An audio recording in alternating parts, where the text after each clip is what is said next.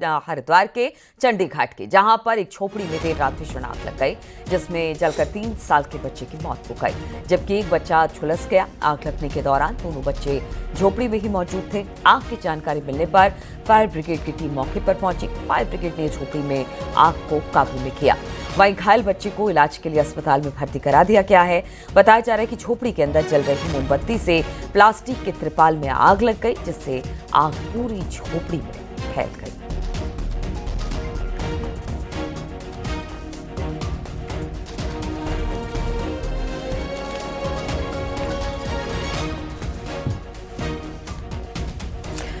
तो हरिद्वार की चंडी घाट की घटना बताई जा रही है, जहां पर मोमबत्ती की वजह से झोपड़ी में आग लगी और एक बच्चे केस में 3 साल के बच्चे की मौत भी हुई है। हरिद्वार में 15 करोड़ की कृषि भूमि को 54 करोड़ में खरीदने के मामले में सीएम पुष्कर सिंह धामी ने कड़ी कार्रवाई की। घोटाले की जांच पूरी होने के बाद डीएम कमरेंद्र सिंह, पूर्व नगर आयुक्त वरुण चौधरी और एसडीएम अजय वीर सिंह समेत कुल 12 अधिकारी कर्मचारी सस्पेंड कर दिए गए और सीएम धामी ने घोटाले वाली जमीन खरीद की डील को रद्द करने और पैसा को वापस लाने के निर्देश दिए। हालांकि अब सरकारी पैसे की रिकवरी करना नगर निगम के लिए एक बड़ी चुनौती है। जानकारी के मुताबिक जमीन बेचने वालों के बैंक खाते में जमा कुल 44 करोड़ रुपए को फ्रीज कर दिया गया है, जबकि लगभग 10 करोड़ रुपए खातों से निकाले जा चुके हैं। वहीं जमीन खरीद की डील को रद्द करने में कानूनी पेच भी फंस सकता है। जमीन खरीद को रद्द कर पैसा वापस लाने के आदेश। जमीन बेचने वालों के खातों में 44 करोड़ फ्रीज है, लेकिन 10 करोड़ रुपए निकाले जा चुके हैं।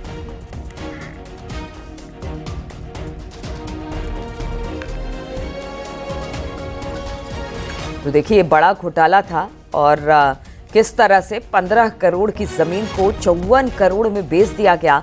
जब ये पूरा मामला खुला है तो पुष्कर सिंह धामी ने इस पूरे मामले को संज्ञान में लेते हुए एक बड़ी कार्रवाई की है। डीएम, एसडीएम, बाकी करीब 12 अधिकारियों को सस्पेंड कर दिया गया है। हम आपको बता दें, विभागीय जांच भी बिठा दी गई है। लेकिन अब सवाल सबसे बड़ा यही है कि नगर निगम आखिर इन 54 करोड़ की वसूली कैसे करेगा।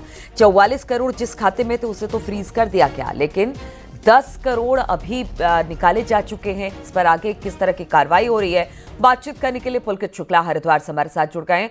पुलकित, देखिए, बड़ी कार्रवाई हुई है और हर तरफ इसी बात की चर्चा है कि मुख्यमंत्री पुष्कर सिंह धामी ने कहा कि किसी को बख्शा नहीं जाएगा अगर कोई इस तरह से घोटाले करता है, घपलेबाजी करता है। कार्रवाई तो हो गई है, लेकिन अब रिकवरी की बात सामने आ रही है। किस तरह से आखिर रिकवरी होगी, आगे किस तरह की प्रोसेस के साथ इस पूरे मामले को लेकर जाया जा रहा है? जी बिल्कुल, जाहिर तौर पर मुख्यमंत्री पुष्कर सिंह धामी के निर्देश पर जो मंगलवार को कार्रवाई हुई है, ये प्रदेश की और लगभग देश की सबसे बड़ी खबर यह बनी रही। सब तरफ इसी खबर की जो सुर्खियां बनी रही। और क्योंकि मुख्यमंत्री पुष्कर सिंह धामी की ओर से अधिकारियों को सस्पेंड करने के साथ साथ जो पूरी जो डील है, जो पूरी विवादित डील है, भ्रष्टाचार की जो डील है, उसको रद्द करने के भी निर्देश दिए गए हैं। साथ ही ये भी निर्देश दिए गए हैं कि इस डील को रद्द करने के बाद जो सरकारी पैसा जो विक्रेताओं के खातों में गया है उसको वापस किया जाए नगर निगम के खातों में। जब इस मामले की जांच शुरू हुई थी तो जो दोनों पक्षों के जो खाते थे, विक्रेताओं के और क्रेताओं के, यानी कि नगर निगम और जो जमीन बेचने वाले जो किसान थे, उनके खातों को फ्रीज कर दिया गया था।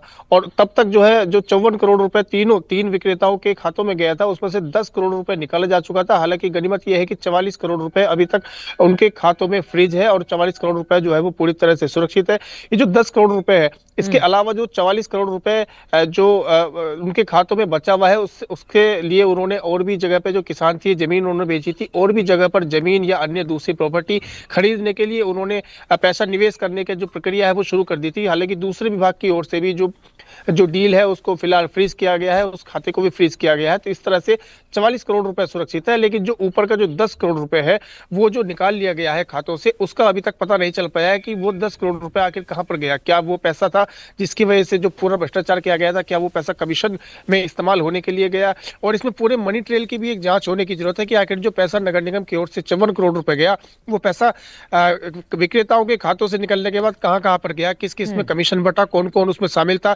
इसमें प्रॉपर्टी डीलर भी शामिल होना बताया जा रहा है, कुछ बिचौलिए भी इसमें शामिल होना बताया जा रहा है। तो ये तो एक मनी ट्रेल की जांच है जो पूरी तरह से की जाएगी, तब पता चल पाएगा कि किस किस के पास ये पैसा कमीशन के रूप में गया। इसमें जो दूसरी एक चुनौती है वो डील को रद्द करना एक कानूनी चुनौती इसमें हो सकती है, क्योंकि जो किसान है जिनकी ओर से जमीन बेची गई है वो रजिस्ट्री करके जमीन बेची गई है, कानूनी तौर पर पूरी प्रक्रिया का पालन करके जमीन बेची गई है, तो ऐसे में रजिस्ट्री को कैंसिल करना जो है वो सरकार के स्तर पर, प्रशासन के स्तर पर एक बड़ी जो है चुनौती हो सकता है, क्योंकि अगर रजिस्ट्री को रद्द किया जाता है तो जो दूसरा पक्ष है वो कोर्ट का दरवाजा खटखटा सकता है। तो जाहिर तौर पर अभी इसके लिए जो नगर निगम के जो अधिकारी हैं, प्रशासन के अधिकारी हैं, वो पूरी तरह से इसके लिए तत्परता से लगे हुए हैं, क्योंकि मुख्यमंत्री पुष्कर सिंह धामी ने स्पष्ट ये निर्देश दिए हैं। लेकिन किस तरह से इस पूरे पैसे को वापस लाया जाएगा, इस डील को रद्द करके, जाहिर तौर पर चुनौती बनी हुई है। कल ये जो बड़ा एक्शन हुआ है उसका असर हर तरफ देखने की नजर आ रहा है। जो हरिद्वार के जो डीएम थे करमेन सिंह, उनको हटा दिया गया है और फिलहाल जो टिहरी के डीएम अभी तक बिल्कुल, तो रिकवरी एक बड़ी चुनौती बनी हुई है। अब देखना होगा कि इसके लिए अगर कोर्ट का दरवाजा भी खटखटाना पड़ता है तो सरकार उसके लिए भी तैयार दिखाई दे रही है। बहुत बहुत शुक्रिया आपका पुलकित हमारे साथ जुड़ने के लिए। तो हरिद्वार में जमीन घोटाले पर मुख्यमंत्री पुष्कर सिंह धामी ने अब तक की सबसे बड़ी प्रशासनिक कार्रवाई की है। 15 करोड़ की कृषि भूमि को 54 करोड़ में खरीदने के मामले में डीएम, एसडीएम, पूर्व नगर आयुक्त समेत 10 ऑफिसर को सस्पेंड कर दिया गया, जबकि 2 अफसरों का सेवा विस्तार खत्म कर दिया गया। इस बड़ी कार्रवाई के बाद प्रशासनिक हलकों में हड़कंप मचा हुआ है।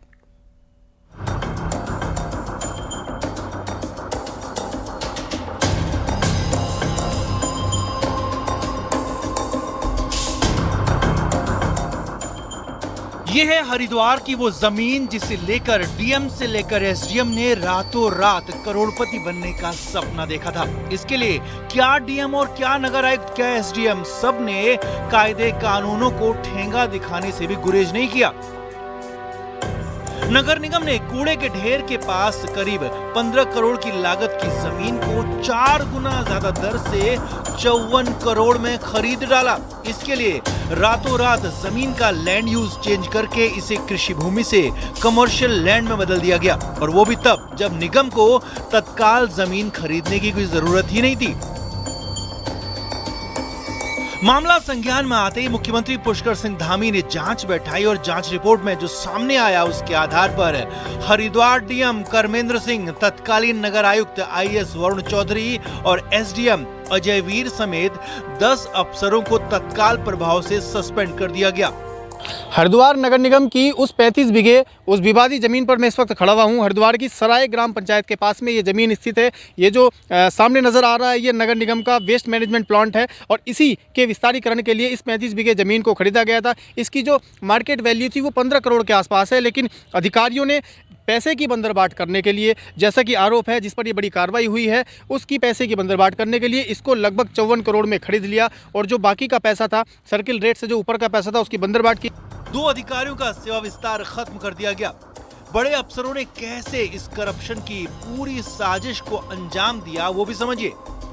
करमेंद्र सिंह जो कि हरिद्वार के डीएम थे, उन्होंने भूमि को खरीदने की मंजूरी देने, प्रशासनिक मंजूरी देने में उनकी भूमिका संदिग्ध पाई गई है। वरुण चौधरी जो तत्कालीन नगर आयुक्त हैं, बिना उचित प्रक्रिया के भूमि खरीद का प्रस्ताव पारित किया और वित्तीय अनियमितताओं में प्रमुख भूमिका निभाई। अजय वीर सिंह एसडीएम, जमीन के निरीक्षण और सत्यापन की प्रक्रिया में घोर लापरवाही बरती गई, जिससे गलत रिपोर्ट शासन तक पहुंचाई गई। हरिद्वार नगर निगम में भूमि खरीद घोटाले का प्रकरण जैसे ही मेरे संज्ञान में आया, तत्काल हमने शासन से एक वरिष्ठ अधिकारी के नेतृत्व में जांच बैठाई, जांच दी उनको, और जांच की रिपोर्ट आते ही भूमि विक्रेताओं के बैंक के खातों को सीज किया गया है। कई अन्य कर्मचारी जो इसमें संलिप्त पाए गए हैं प्रारंभिक रिपोर्ट में, उन सभी को सस्पेंड किया गया है। जांच रिपोर्ट प्राप्त होने पर उसकी समीक्षा की गई और समीक्षा करने पर तत्कालीन नगर आयुक्त, तत्कालीन जिलाधिकारी और प्रशासक सहित 7 लोगों को आज निलंबित करते हुए पूरा प्रकरण विस्तृत जांच के लिए विजिलेंस को सौंप दिया है। हम यह सुनिश्चित करेंगे कि जो नगर निगम का पैसा है वो पैसा सरकारी खाते में वापस आए, इसके लिए हमने आदेश दे दिए गए। हरिद्वार जमीन घोटाले के इन 3 बड़े किरदारों के अलावा भी कई अन्य आरोपी हैं जिन पर कार्रवाई हुई है। तहसीलदार हरिद्वार कमलदास, कानून गो Rajesh Kumar, senior finance officer नगर निगम निकिता बिष्ट को भी सस्पेंड कर दिया गया है। इसके अलावा इन दिनों शासन में अपर सचिव स्वास्थ्य की जिम्मेदारी देख रहे तत्कालीन नगर आयुक्त वरुण चौधरी के कार्यकाल के स्पेशल ऑडिट के भी निर्देश दिए गए हैं। नगर निगम को सेल डीड निरस्त करके पैसा वापस लाने की जिम्मेदारी दी गई है। आरोपियों के खिलाफ प्रशासनिक जांच तो होगी ही, साथ ही साथ मुख्यमंत्री ने विजिलेंस जांच के भी आदेश जारी कर दिए हैं। आरोपियों ने ये पूरा जाल तब बुना जब नगर निगमों में प्रशासक तैनात थे। कोई राजनीतिक हस्तक्षेप ना होने के कारण आसानी से 15 करोड़ की जमीन 54 करोड़ में खरीद ली गई और उत्तराखंड के 25 सालों के इतिहास में पहला मामला है जब एक साथ 2 आईएएस अधिकारी समेत 10 अधिकारियों को सस्पेंड कर दिया गया हो। डीएम पद पर रहते हुए सस्पेंशन का भी सिर्फ दूसरा मामला है। इससे पहले एनडी तिवारी सरकार में पौड़ी के डीएम एसके लांबा को भ्रष्टाचार के आरोप में सस्पेंड किया गया था और इस बार तो धामी सरकार की सख्ती देखकर अंदाजा लगाया जा रहा है कि आगे भी ये बड़ी कार्रवाई जारी रहेगी। हरिद्वार से पुलकित के साथ देहरादून से सुनील नवप्रभात की रिपोर्ट। और हरिद्वार में डीएम को जमीन घोटाले में सस्पेंड करने के बाद नई तैनाती कर दी गई है। मयूर दीक्षित को हरिद्वार का नया डीएम नियुक्त किया गया है। मयूर दीक्षित अभी टिहरी के डीएम थे, उनकी जगह पर नितिका खंडेलवाल को टिहरी डीएम की जिम्मेदारी सौंपी गई है। हरिद्वार के डीएम कमरेंद्र सिंह पर जमीन घोटाले में शामिल होने का आरोप है, लिहाजा उन्हें सस्पेंड कर दिया गया है और मयूर दीक्षित को हरिद्वार का नया डीएम बना दिया गया है।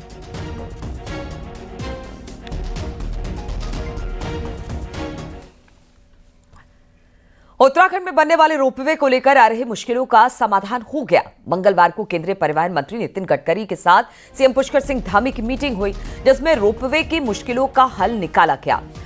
लाभांश शेयरिंग को लेकर भी फैसला हुआ और केंद्र और राज्य के बीच मिलकर एक नई कंपनी बनाई जाएगी। उत्तराखंड रोपवे डेवलपमेंट लिमिटेड नाम से कंपनी बनाई जाएगी, जो कि राज्य सरकार और केंद्र सरकार का ज्वाइंट उपक्रम होगा और इसी कंपनी के जरिए राज्य में 50 जगहों पर रोपवे बनाए जाएंगे। पर्वतमाला प्रोजेक्ट के तहत ये रोपवे बनाए जाएंगे। इसके लिए पहले फेज में 18 रोपवे पर सर्वे का काम शुरू हो गया है और डीपीआर पर भी काम हो रहा है। इन्हीं रोपवे प्रोजेक्ट में केदारनाथ, हेमकुंड रोपवे भी शामिल है। पूरे देश में सबसे ज्यादा रोपवे प्रोजेक्ट का प्रस्ताव देने वाला राज्य उत्तराखंड ही है।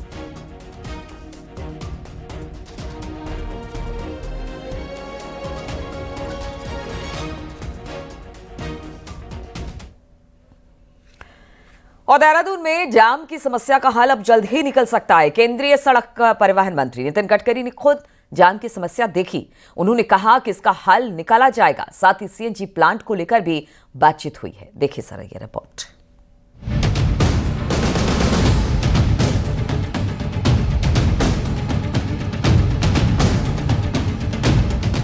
देहरादून में वीकेंड पर लगने वाला भीषण जाम आम जनता के साथ साथ उन लोगों के लिए भी मुसीबत बनता है जो उत्तराखंड आकर अच्छी यादें ले जाना चाहते हैं।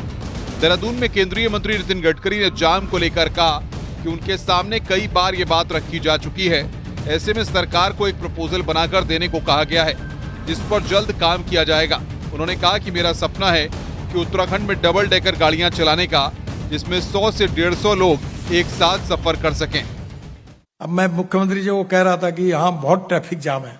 मैं ज्यादा नहीं जानता हूँ, पर कभी कभी हर बार आता हूँ तो हवाई जहाज से आता हूँ, हेलीकॉप्टर से आता हूँ। कभी मैं एक बार गाड़ी से भी आया हूँ तो बड़ा अंदर में बड़ा प्रॉब्लम है।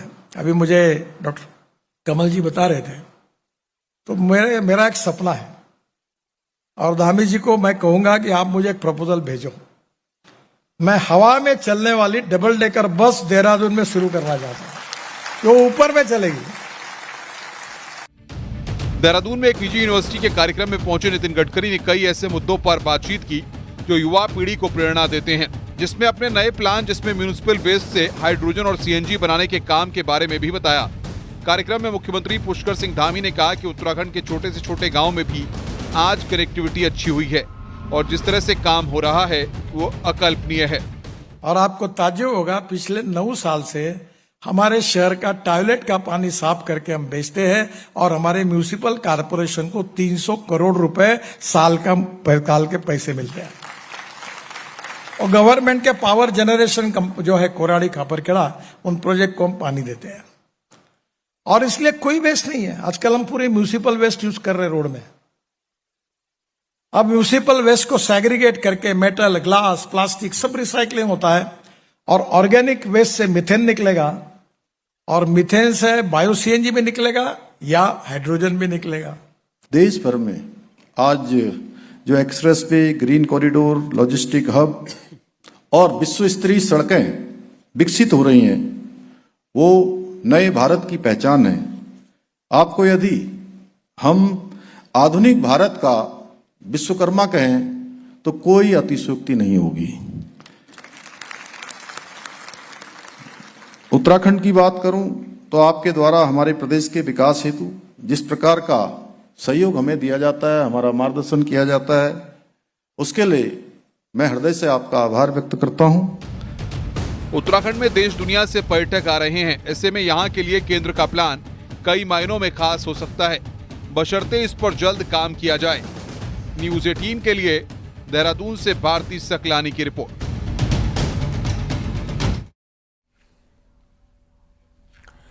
और देहरादून में चक्राता रोड पर एक बड़ा हादसा हो गया। यहां पर चलती मैक्स गाड़ी अचानक इस पर पेड़ गिर गया। हादसे में एक शख्स की मौके पर मौत हो गई। तेज बारिश के चलते सड़क के किनारे लगा पेड़ अचानक मैक्स पर गिरा। ये तस्वीरें भी हम आपको दिखा रहे हैं किस तरह से। आप देखिए पेड़ गिरने के बाद जो मैक्स गाड़ी है उसके क्या हाल हो चुके हैं। वही मैक्स में बाकी 7 सवारियों को मामूली चोट आई है। मैक्स गाड़ी देहरादून से उत्तरकाशी जा रही थी जब यह हादसा हुआ।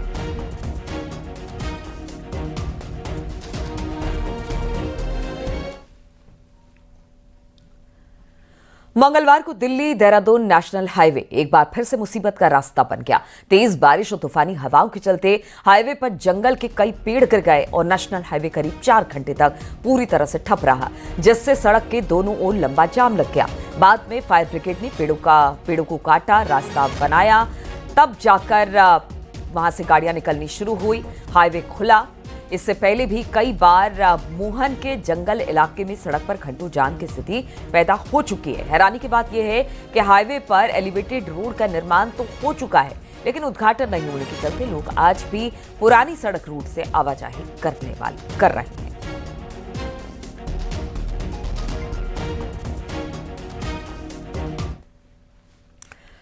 और मंगलवार को एक बार फिर से हेमकुंड साहिब में बर्फ की सफेद चादर बिछ गई। अचानक हुई इस बर्फबारी से पूरा धाम कड़ाके की ठंड की चपेट में आ गया। इससे हेमकुंड साहिब पहुंचे तीर्थयात्रियों को खासी मुश्किलों का सामना करना पड़ा। हालांकि विषम परिस्थितियों में भी एसडीआरएफ और पुलिस ने तुरंत मोर्चा संभाला और सभी यात्रियों को सुरक्षित रूप से हेमकुंड साहिब से घंघरिया के लिए रवाना किया। हेमकुंड साहिब में रविवार और सोमवार को भी बर्फबारी हुई थी।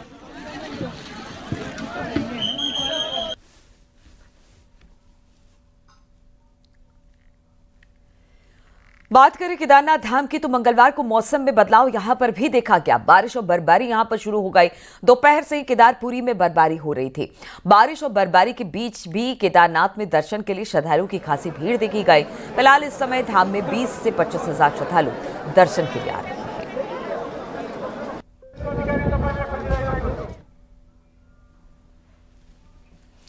पिथौरागढ़ के आदि कैलाश और ओम पर्वत एरिया में बर्फबारी हुई है। बर्फबारी के कारण यहां पर पारा तेजी के साथ नीचे लुढ़का है। इन दिनों आदि कैलाश यात्रा भी चल रही है। ऐसे में बर्फबारी होने से यात्रियों को खासी दिक्कतों का सामना करना पड़ा। बर्फबारी के कारण कुछ जगहों पर गाड़ियों को रुकना पड़ा। बावजूद इसके देश भर के सैलानियों के लिए बर्फबारी होते देखना किसी सपने के साकार होने जैसा है।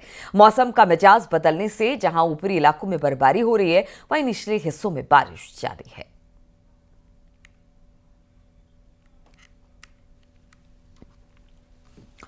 और उत्तरकाशी में देर रात से लगातार बारिश जारी है, जिससे पूरे जनपद में जून में ठंड महसूस की जा रही है। पहाड़ियों पर धुंध छाई हुई है। गंगोत्री यमुनोत्री धाम कड़ाके की ठंड महसूस की जा रही है।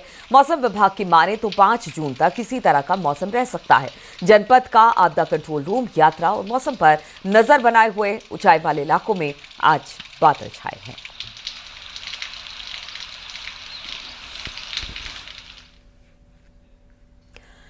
केदारनाथ धाम में श्रद्धालुओं का सैलाब उमड़ रहा है। अब तक 7,44,000 भक्तों ने बाबा केदार के दर्शन किए। सोमवार को 24,137 श्रद्धालु केदारनाथ धाम पहुंचे। आपको बता दें कि मई को कपाट खुले थे बाबा केदार के, और केदारनाथ धाम के अब तक 12 लाख लोगों ने रजिस्ट्रेशन करवा रखा है और धीरे धीरे संख्या बढ़ रही है, क्योंकि इसके बाद बारिश आ जाएगी। उस समय हम देखते हैं कि यात्रा सीजन में थोड़ी सी कमी आती है, लेकिन जैसे ही बारिश थमती है यात्रा सीजन एक बार पुनः शुरू हो जाता है।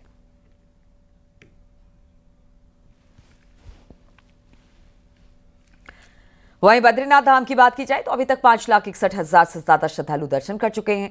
मंगलवार को 23,000 से ज्यादा तीर्थयात्री श्रद्धालु भगवान बद्री विशाल के दर्शन के लिए बद्रीनाथ धाम पहुंचे।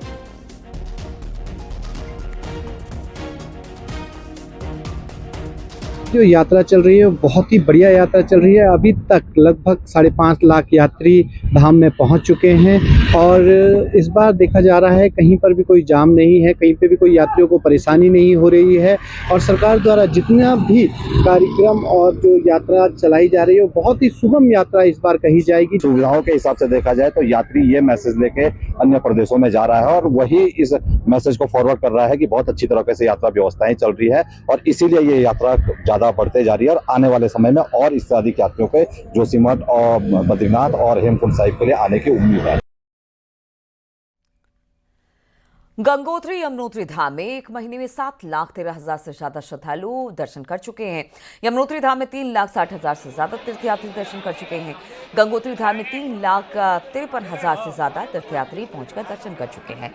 यात्रियों में यात्रा को लेकर जबरदस्त उत्साह देखा जा रहा है।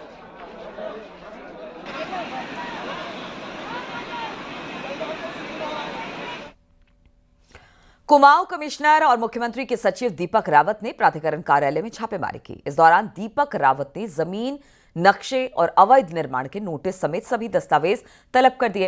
हालांकि प्राधिकरण कार्यालय में इस दौरान कई खामियां मिली। जो फाइलें कमिश्नर दीपक रावत ने मंगवाई उनको प्राधिकरण कार्यालय में तैनात अधिकारी कर्मचारी खोजते नजर आए। कई घंटों तक फाइल न मिलने से कमिश्नर ने नाराजगी भी दिखाई। आर्किटेक्ट ही लिख देते हैं, रिप्लाई कर। किस कार्यालय से करें शुरू?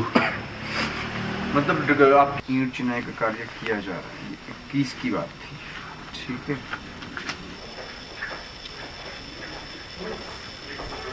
नहीं तो ये जो 9 है ऊपर करना, लैपटॉप पे दिखा देंगे जी।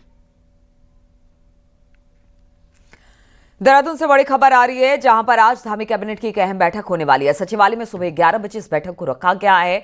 इस कैबिनेट की मीटिंग में पंचायतों में प्रशासन और चुनाव पर हो सकती है चर्चा।